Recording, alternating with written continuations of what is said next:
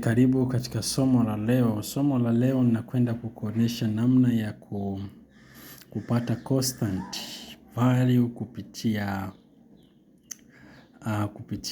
scientific calculator. Kwa hiyo hizi constant unaziona hapo, kila moja ina namba yake. Kwa hiyo ukitaka kuipata unaingiza hiyo namba, unapata hasa. Kwa mfano nataka kupata kujua acceleration due to gravity ni thamani yake ni ngapi. Ukitazama hapa ni namba 35. Kwa hiyo utakuja kwenye sasa constant iko controlled na shift. Kwa hiyo utabonyeza shift yako hapo. Utabonyeza shift alafu utakuja constant ni namba 7. Kwa hiyo utabonyeza namba 7, itakuletea constant. Baada ya hapo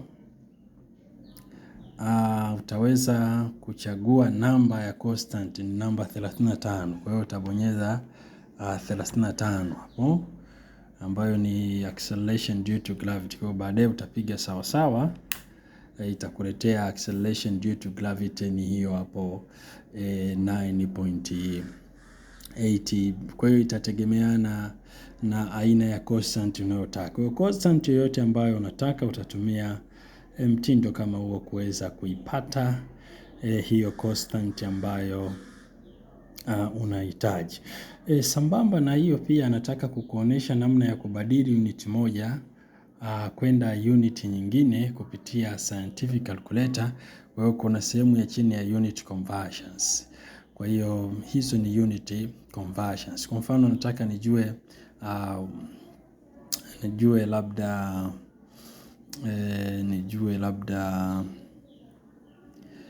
tafute unit ambazo ni familia, labda inchi moja sawa na sentimita ngapi. Kwa hiyo nitabonyeza moja alafu shift. Baada ya hapo nitaandika ile unit conversions number nitaandika shift conversion namba 8.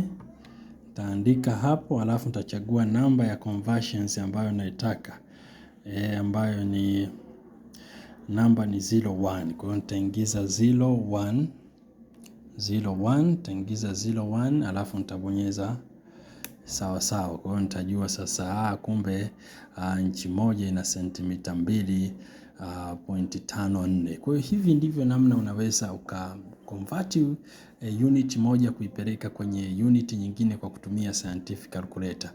Unachotakiwa kwanza ni kuanza kuandika namba ya ile ambayo unataka kuitumia. Kwa mfano nataka nijue kilomita 5 zina maili ngapi. Kwa hiyo nitaandika 5 alafu shift, nitakuja nitaandika conversions, nitaangalia ile ambayo ina convert kilometer into miles ambayo ni namba 8. Kwa hiyo nitabonyeza 08, alafu napiga sawa.